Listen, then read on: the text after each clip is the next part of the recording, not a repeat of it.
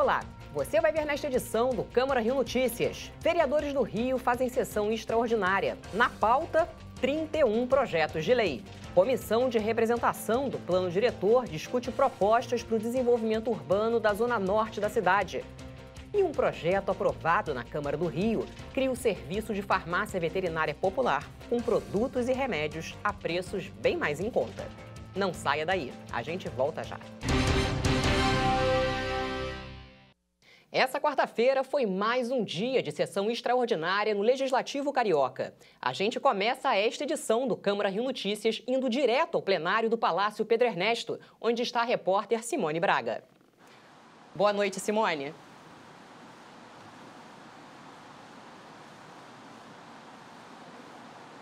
Boa noite, Ingrid. Hoje, realmente, a sessão plenária foi um pouco maior do que o normal. 31 projetos estavam na pauta da ordem do dia para serem discutidos e aprovados. Projetos com propostas importantes para a população carioca, que nós vamos acompanhar agora na reportagem. Os trabalhos na sessão extraordinária tiveram início com a aprovação em primeira discussão do projeto de lei de autoria do vereador Dr. Carlos Eduardo, que cria o programa ambulatorial de fisioterapia respiratória para tratar sequelas respiratórias dos pacientes dos hospitais públicos que tiveram Covid-19. Outros parlamentares pediram a coautoria no projeto. A aprovação desse projeto vai dar a chance de oferecer aos nossos pacientes do SUS as mesmas oportunidades de tratarem as suas sequelas respiratórias em relação àquelas pessoas que possuem condições financeiras de ter o segmento fisioterápico após a doença. Os parlamentares discutiram o projeto de lei de autoria do vereador Chico Alencar com mais 6 vereadores sobre as medidas de contenção da transmissão e contágio do coronavírus nas unidades escolares do município. O projeto visa assegurar mínimas condições sanitárias de segurança aos profissionais de educação e alunos no retorno presencial das aulas nas redes públicas e privadas. O projeto ele quer a escola saudável e a escola como um ambiente de criação, de educação, de inteligência e com mínimo de riscos à saúde pública. Por isso eu creio que há uma percepção unânime aqui dos vereadores, das vereadoras, quanto à oportunidade do projeto. O projeto, aprovado em primeira discussão, receberá emenda e retornará ao plenário. Os vereadores discutiram um projeto de lei de autoria do vereador Tarcísio Mota, que estabelece critérios mínimos de transparência e publicidade para o Comitê Especial de Enfrentamento da Covid-19 Rio. O objetivo é que os trabalhos do Comitê Especial de Enfrentamento da Covid-19 e do Centro de Operações de Emergências Covid-19 Rio sejam acompanhados pela sociedade civil através de gravações das reuniões e transmissões na plataforma digital. Ele vai no caminho da transparência. E a gente sabe que um dos desafios da atual prefeitura, inclusive, é dar mais transparência aos atos de governo. O Rio de Janeiro fica no final do ranking de qualquer ranking de transparência nacional. E isso não é culpa exclusiva do governo Crivella. E aí a gente começa a perceber que pode ser que o governo Eduardo Paes, que fez algumas medidas interessantes recentemente, tornou públicas algumas decisões, algumas reuniões, não pode se negar a fazer com que as reuniões do Comitê Científico possam ser minimamente de conhecimento do conjunto da sociedade. O projeto foi adiado por uma sessão. E tiveram mais projetos discutidos e aprovados aqui na sessão plenária de hoje. Entre eles, o projeto de lei de autoria do professor Célio Luparelli, que prevê que todas as escolas, sejam obrigadas a divulgar amplamente a lista de espera das creches e das escolas municipais do município. Isso é importante porque, de certa forma, vai facilitar a vida dos pais e responsáveis pelos alunos para que possam se programar. E outro projeto importante, também votado aqui no plenário hoje, foi de autoria do vereador Jorge Felipe, que cria o programa Terceira Idade em Atividade, um projeto importante também que tem como objetivo incentivar e manter os idosos no mercado de trabalho.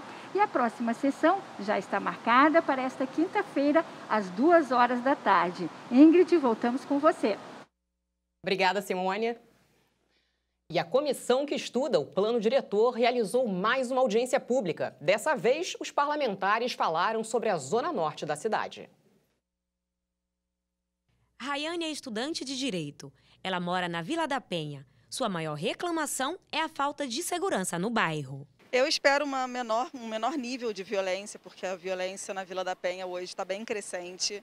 Então, eu espero um alto nível de policiamento, alguns tipos de programa que possa fazer com que as pessoas se sintam bem seguras de sair na rua, sem uma preocupação de ser assaltada ou, enfim, de acontecer qualquer outro tipo de transtorno. Uma cidade melhor para se viver passa pela avaliação do novo plano diretor, que é a lei que estrutura as políticas urbanas do município. Esse assunto tem sido debatido constantemente em audiências públicas na Câmara Municipal. Nessa reunião, a comissão do plano diretor avaliou a zona norte da cidade. De acordo com a comissão, essa é uma região estratégica e prioritária. Por se tratar de uma área onde tem mais concentração de emprego, o desenvolvimento urbano precisa ser maior.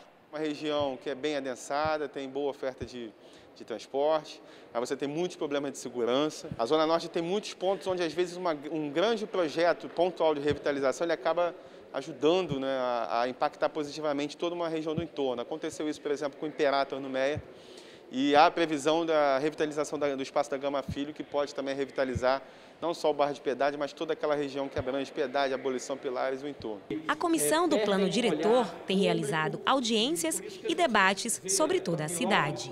Semanalmente conversamos sobre a P5, 4, 3, 2, 1 e outros pontos do plano diretor, sempre com a presença do secretário, para que quando o projeto venha, ele já esteja consideravelmente lapidado em cima das nossas visões e considerações. O secretário municipal de Planejamento Urbano, Washington Fajardo, participou da reunião. Ele apresentou um relatório com as principais necessidades urbanísticas da Zona Norte, que reúne 80 bairros. O secretário Fajardo lembrou que é importante que as pessoas opinem sobre os seus bairros. A sociedade civil, as entidades foram chamadas a participar do processo de discussão e elaboração da minuta. São 111 entidades. E a primeira enquete pública já está no ar, a segunda enquete pública. Tivemos mais de 10 mil entradas. Tá? E dessas 10 mil entradas, 1.742 são pessoas, são moradores da P3. Mila, por exemplo, mora no Grajaú e quer mais segurança em seu bairro e em toda a cidade. Eu tenho uma esperança, na verdade, que seja mais seguro, mais arborizado, com mais lazer, que seja um lazer disponível para as pessoas, independente de renda, nesse sentido de não seja caro, né? Que seja acessível para todos, toda a população. Entre tantas mudanças provocadas pela pandemia, a vida escolar é uma das mais afetadas. Para que os alunos não sejam prejudicados, a Secretaria Municipal de Educação, em conjunto com os professores, criou um modelo de currículo para organizar 2 anos em um.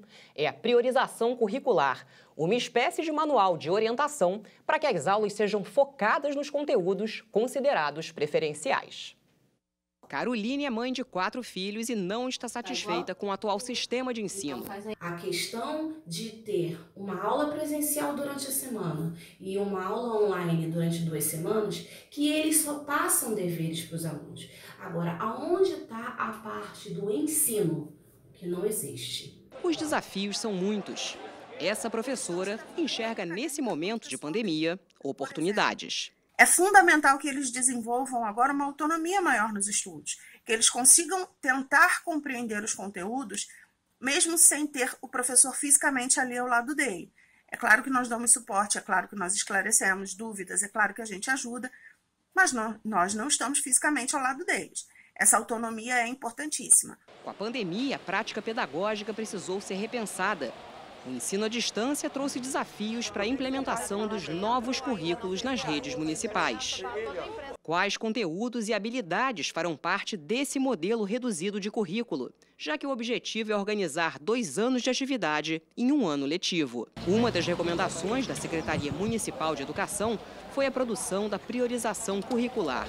uma espécie de anexo dentro do próprio currículo carioca, que facilita o trabalho de planejamento do professor. É mais um subsídio ao professor que está em sala de aula para ele entender quais são as habilidades e os objetivos de desenvolvimento que precisam estar atentamente observados no plano de aula. Essa organização só foi possível graças ao trabalho conjunto da Secretaria Municipal de Educação com os professores regentes das salas de aula. Esse processo ele foi feito também numa perspectiva bem democrática, em que todos os professores da rede tiveram a oportunidade de apresentar a sua contribuição para o documento. Uma linguagem única na rede municipal de ensino, que hoje traz segurança para os educadores repassarem os conteúdos. Uma coisa vai complementando a outra. Nós temos o nosso currículo, o currículo da rede, nós temos a priorização curricular, que são as habilidades elencadas dali que não podem deixar de ser trabalhadas, e o material impresso do aluno Rioeduca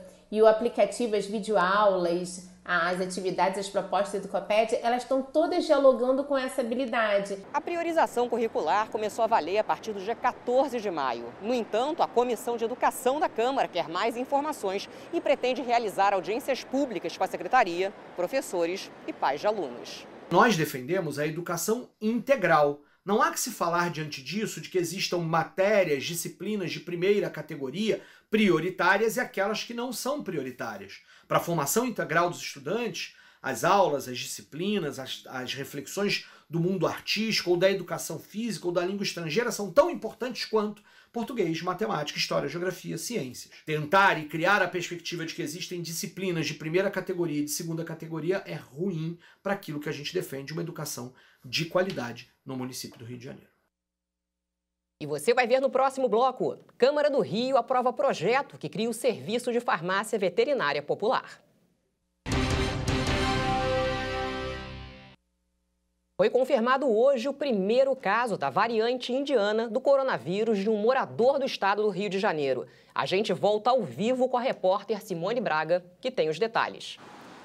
O caso foi confirmado pela Secretaria Municipal de São Paulo. O homem de 32 anos foi identificado pela Anvisa, Agência Nacional de Vigilância Sanitária, ao desembarcar no aeroporto de Guarulhos no sábado.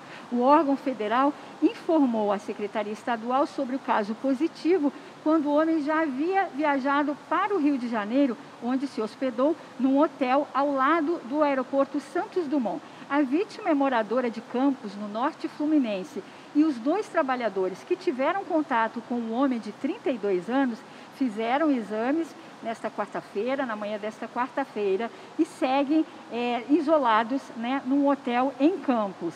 E a questão é que o vírus está aqui novamente, chegou ao Brasil, no Rio de Janeiro, e o vereador Paulo Pinheiro, que é presidente da Comissão de Saúde, também se manifestou sobre o caso. Vamos acompanhar. É uma variante, considerada como chama variante de atenção, tem uma maior capacidade de transmissão em relação à cepa original. Ou seja, estamos diante de mais um erro cometido pela saúde brasileira. E aí começa a correr, aparece aquela sensação do você botou água numa peneira e começa a querer tampar a peneira, essa água por todo lado. Aí São Paulo está começando a correr atrás hoje de fechar as rodoviárias, de fechar os aeroportos, o Rio de Janeiro tentando fazer, sem qualquer organização. Nós temos que entender, o mesmo problema não é uma novidade para nós, já aconteceu anteriormente em Manaus. Nós sabemos que tem gente contaminada, tem variantes em vários lugares, variantes da Índia, variantes de Manaus, e a gente não controla as nossas fronteiras. E o Teatro Municipal também vai ser ponto de vacinação contra a Covid-19. A inauguração vai ser nesta quinta-feira, às 8 da manhã, e a entrada será pela lateral do prédio. Nessa quinta, serão vacinadas pessoas com 27 e 28 anos que estejam incluídas nos grupos prioritários de imunização, além de profissionais da educação com 46 anos ou mais. A partir da próxima semana, a vacinação será estendida para a população em geral, respeitando as faixas de idade. Quem tem bicho de estimação sabe muito bem o quanto dói no bolso quando ele fica doente ou precisa de vacinas. E para não prejudicar a saúde e o bem-estar dos animais, foi aprovado na Câmara de Vereadores o projeto de lei que cria aqui no Rio o Serviço de Farmácia Veterinária Popular, com produtos e remédios a preços bem mais em conta. Edivânia é apaixonada por animais. Há 5 anos, ela adotou Malu. A Malu estava numa gaiola, no pet shop, e o meu filho viu e se apaixonou e pediu para adotar. E como mãe coruja, Edivânia conta que Malu não costuma dar trabalho. Mas quando precisa de medicamentos, o bolso dói. Tudo é muito caro, entendeu? Vacina é caro, a V10, a raiva. Paguei R$190 de vacina para Malu, acho tudo muito caro. A cadelinha, a princesa, passou por uma situação complicada quando foi atacada por 2 pitbulls. Ela precisou de muitos remédios. A designer Dominique, que adotou Princesa, diz que não foi nada fácil pagar os gastos. Foi desesperador, né? Nós tivemos que gastar muito com clínica veterinária, que já é um serviço caro, né? É difícil encontrar uma veterinária pública também, de qualidade. E aí nós tivemos que gastar muito isso, fora a medicação. Para ajudar os cariocas a cuidar dos seus animais domésticos, sem comprometer tanto a renda familiar, a Câmara do Rio aprovou a lei que institui a farmácia veterinária popular no município. O objetivo? Fornecer medicamentos mais baratos para promover a saúde e o bem-estar dos animais. Essa lei é de extrema importância, sobretudo para aquelas pessoas de menor poder aquisitivo, que não tem condição financeira de estar comprando o seu remédio, para estar cuidando do seu animal. E muitas das vezes as pessoas acabam abandonando seus animais doentes, que chegam nos abrigos muito debilitados.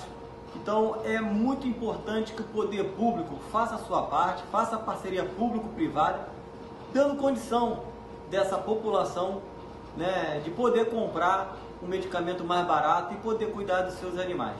De acordo com números levantados pelo IBGE e atualizados pelo Instituto Pet Brasil, em 2018 foram contabilizados no país 139,3 milhões de animais de estimação. O estado do Rio aparece em 3º lugar, perdendo apenas para São Paulo e Minas Gerais. Os bichinhos e tutores agradecem a iniciativa e o cuidado. Maravilhoso. Também ajuda as pessoas que têm vontade de adotar um cachorro e talvez não adotam pela questão financeira mesmo.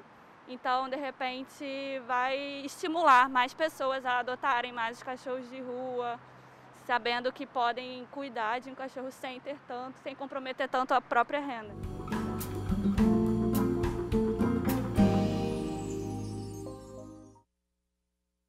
E o Câmara Rio Notícias de hoje fica por aqui. Acompanhe nossa programação em câmara.rio e também nas redes sociais. Obrigada pela companhia. Amanhã a gente se vê.